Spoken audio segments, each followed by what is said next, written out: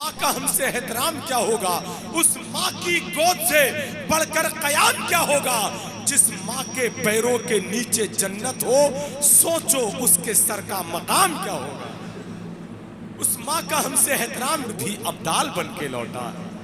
نگاہ ڈال دی سرکار غوث اعظم نے، واقعی ہمارے خیالات کی دیواروں میں جو دراریں تھیں، حضرت نے اپنے لہجے کے ایک عظیم الشان عشق رسول کے خمیر سے اس کو ایسا پر کیا ہے، اب وہاں سے چمکدار روشنی آ رہی ہے۔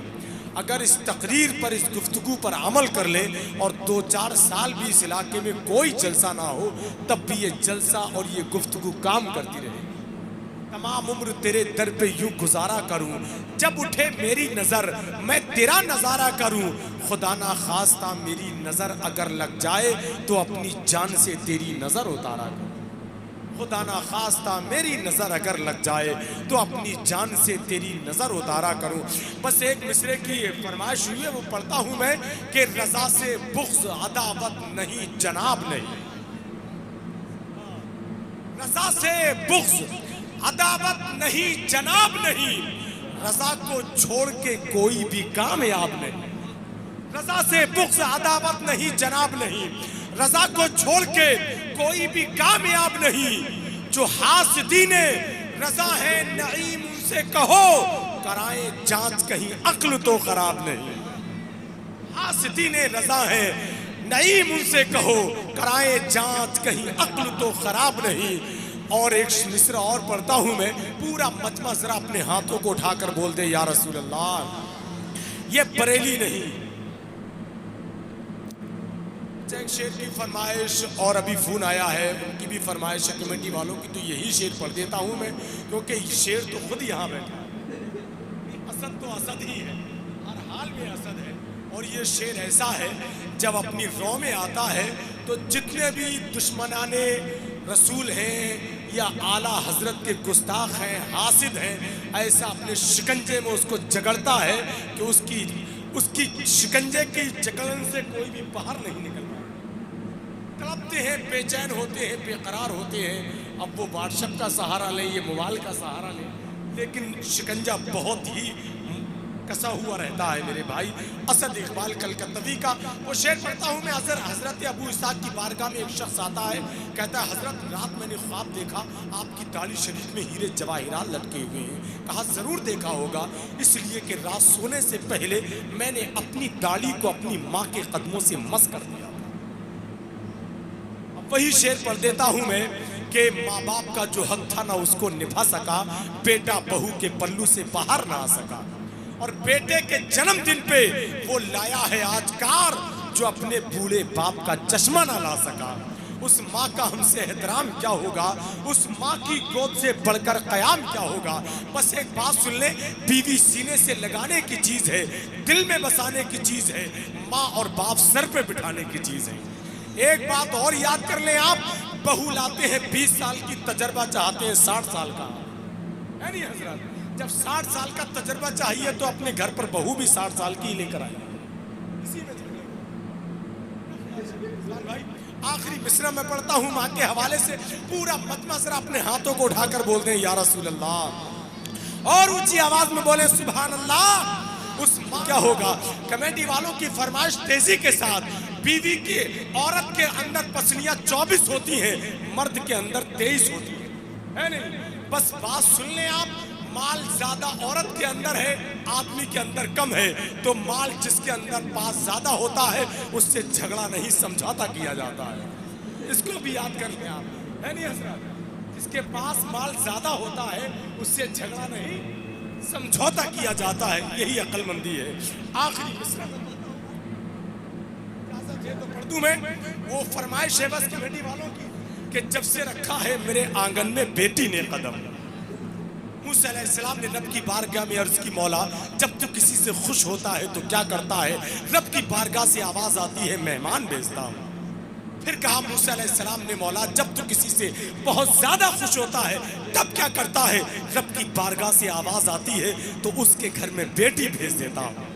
جتنے لوگ بیٹیوں کی آمد پر خوش ہوتے ہیں وہ ذرا اپنے ہاتھوں کو اٹھا کر بول دیں سبحان اللہ، اور اونچی آواز میں بولیں یا رسول اللہ۔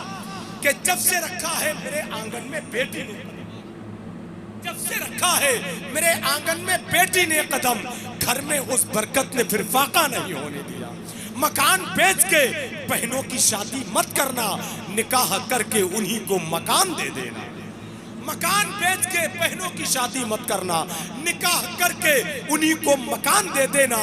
اور غافلوں کو مت دوڑو ناپاک دوپٹوں کی جانب، جن پہ نمازیں پڑھ سکتے ہو ایسا دوپٹہ گھر میں ہے۔ غافلوں کو مت دوڑو ناپاک دوپٹوں کی جانب، جن پہ نمازیں پڑھ سکتے ہو ایسا دوپٹہ گھر پر ہے۔ اور اصولوں پہ جہاں چاہے ٹکرانا ضروری ہے، جو زندہ ہو تو پھر زندہ نظر آنا ضروری ہے۔ نئی عمروں کی خود مختاریوں کو کون سمجھائے؟ نئی عمروں کی خود مختاریوں کو کون سمجھائے؟ کہاں سے بچ کے چلنا ہے، کہاں جانا ضروری ہے۔ اور تھکے ہارے پرندے جب بسیرے کے لیے لوٹے، تھکے ہارے پرندے جب بسیرے کے لیے لوٹے، سلیقے مند شاخوں کا لچک جانا ضروری ہے۔ تھکے ہارے پرندے جب بسیرے کے لیے لوٹے۔ فرمائش بہت شیروں کی ہے، لیکن یہاں شیر بیٹھا ہے تو تھوڑا سا ڈر تو رہے گا ہی۔ ادب کے ساتھ اب ملک ہندوستان کا وہ ایسا عظیم لہجہ ہے کہ اس کا تعارف کراتے ہوئے لفظوں کی آخری سرحد پر میں اپنے آپ کو بے بس پاتا ہوں۔ ایسی خوبصورت آواز ہے الحمدللہ رب العالمین۔ رات کی تنہائی میں بے چینی کے عالم میں اپنے بستر پر کروٹ بدلنے والا شخص اپنی بے چینی کو دور کرنے کے لیے جس لہجے کا سہارا لیتا ہے، پورا ملک اسی لہجے کو شہنشاہ ترنم بلبل باغ مدینہ اسد اقبال کلکتوی کہتا ہے۔ سبحان اللہ۔ میں ان کو حوالے کرتا ہوں، بار بار اشارہ ہے اس لیے وہ مصرع پڑھ دیتا ہوں کہ ظلمتیں کیا ہیں اندھیری بستیاں بتلائیں گی، روشنی کی قدر تو تاریکیاں بتلائیں گی، اور کیا ہے پردہ، کیا ہے اس کی عظمت کا مقام، یہ شریفوں کے گھروں کی بیٹیاں بتلائیں گی۔ کیا ہے پردہ اور کیا ہے اس کی عظمت کا مقام۔ رات کیسا بوجھ میرے ذہن کے پردوں پہ تھا، چاندنی چھت پہ تھی، میں بستر پہ دل سڑکوں پہ تھا، قبر کے تختے کے نیچے تھی میری عیاشیاں اور میرے اعمال کا سایہ میرے بچوں پہ تھا۔ قبر کے تختے کے نیچے تھی میری عیاشیاں اور میرے اعمال کا سایہ میرے بچوں پہ تھا۔ دعا کریں حضرت نے جو گفتگو کی ہے اللہ اپنے حبیب کے صدقے میں اس پر ہم سبوں کو عمل کرنے کی توفیق عطا فرما دے۔ اب آئیے خیر مقدم نعرے تکبیر و رسالت کی فضاؤں میں کر لیں، پورا مجمع پوری زندگی کے ساتھ اپنے ہاتھوں کو فضا میں لہرا کے نعرے کا جواب دے، نعرہ تکبیر۔ ایسے نہیں کہیں سے بھی کمزوری دکھی تو میں بتا دوں مجھے کئی ہزار شعر یاد ہیں، اس لیے ہر شخص اپنے ہاتھوں کو اٹھا کر جواب دے۔ شروع نوالا ہو اور تیرا نام شامل ہو، حضرت نے بتایا شروع نوالا ہو اور تیرا نام شامل ہو، ہر ایک گانے میں بھی احترام شامل ہو۔ میرے خدا مجھے فاقے سے مار دے اس روز، میری کمائی میں جس دن حرام شامل ہو۔ میرے خدا مجھے فاقے سے مار دے اس روز، میری کمائی میں جس دن حرام شامل ہو۔ پورا مجمع پوری زندگی کے ساتھ اپنے ہاتھوں کو فضا میں لہرا کے نعرے کا جواب دے، نعرہ تکبیر۔ تھوڑی زندگی اور شامل کر لیں، کھڑے ہونے والے بھی بیٹھنے والے سارے حضرات، عورتیں خاموش رہیں، جتنے مرد ہیں وہی اپنے ہاتھوں کو اٹھا کر بلند آواز سے نعرے کا جواب دیں، نعرہ تکبیر، نعرہ رسالت، نعرہ حیدری، فیضان غوث اعظم، فیضان خواجہ غریب نواز، مسلک اعلیٰ حضرت، عشق و محبت، عشق و محبت، بستی بستی قریہ قریہ، سر زمین انئی، نعرہ تکبیر۔ کسی سے کب وہ ڈر کر بولتا ہے، رضا والا تو کھل کر بولتا ہے۔